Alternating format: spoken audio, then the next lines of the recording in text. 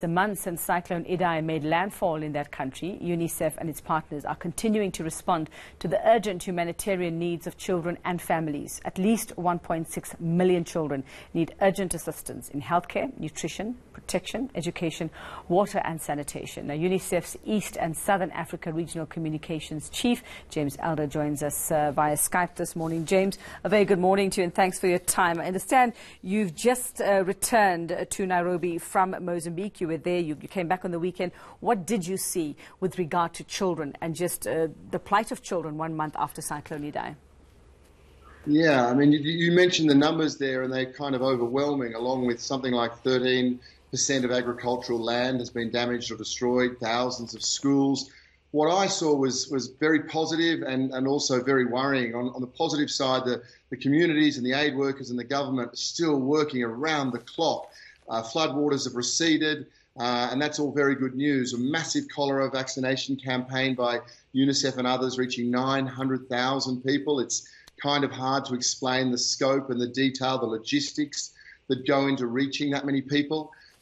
On the other hand, while the floodwaters have receded, we can't have interest in this wane in the same way. That the need of these people certainly has not gone anywhere. It's why it's so impressive organisations like yours are so still interested in this crisis, because the need for people on the ground who have lost homes, families, livelihoods again, that's so critical for these people.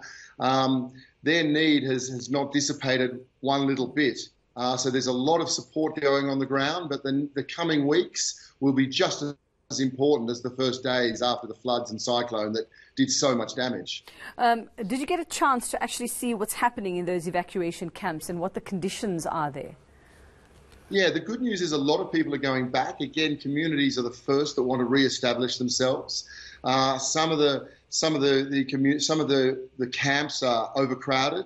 Most now have got access to clean water and the right levels that everybody needs.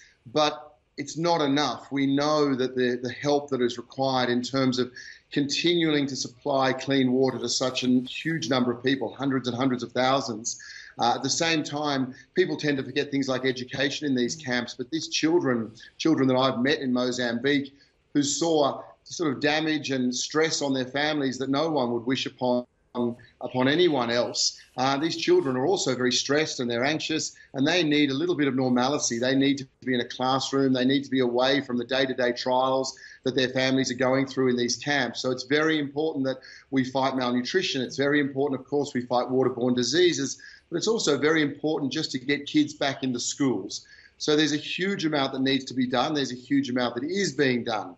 But as I say, the second phase after the cyclone is a really, really important one for the people of Mozambique and, of course, in the hills there in Chimanimani in Zimbabwe. Yeah, and that was my next question. Is this pretty much the same situation in Malawi and Zimbabwe as well when it comes to, are we seeing that the children are facing the same challenges and the same plight?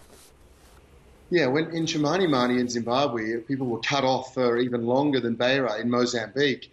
And again, you're talking about people who are living on the margins, who didn't have a lot already and who are incredibly stoic in what they've done, incredibly stoic in terms of the ability they've got to come back from adversity. But something like this, when they see everything washed away, I've seen children with the most basic bridge that gets them to school washed away, their home washed away, their health centre washed away.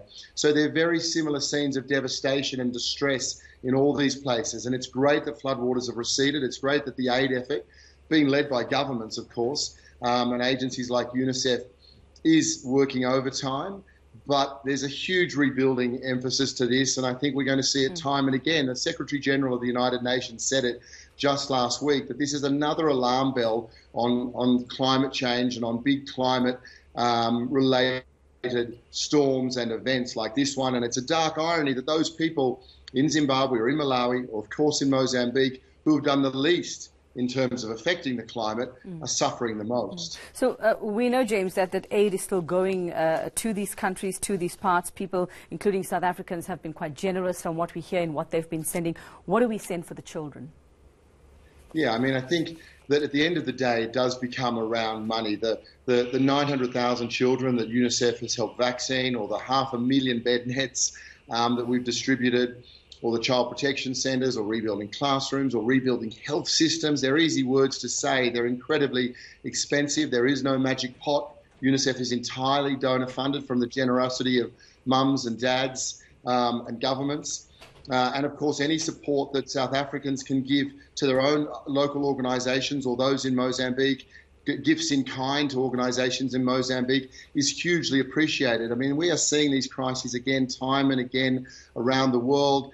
There's no magic pot of money. UNICEF is about 15% funded for this. But we know that we can't, those people who survive something like this and who are the front line of rebuilding their homes, we know we can't let them down now. We all know that every now and then someone just needs a leg up.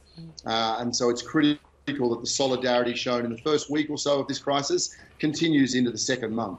And very quickly for us, just before I let you go, James, just in terms of those waterborne diseases and cholera, how many are we seeing? Majority children who are falling victim to this, or mostly adults? No, usually yes. Again, it's children. It's why UNICEF's mandate is so great, working for kids, because they are the most vulnerable, often because of their precarious age and their health status. So we've almost got 5,000 cases of cholera now.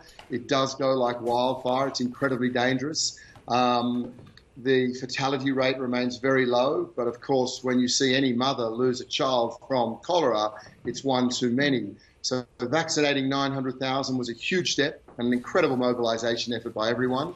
But as I say, getting clean water to people, rebuilding water systems take a lot of time and money, but that's a real priority right now, because if you keep disease at bay, you keep malnutrition at bay, and you give communities a chance to get back on their feet.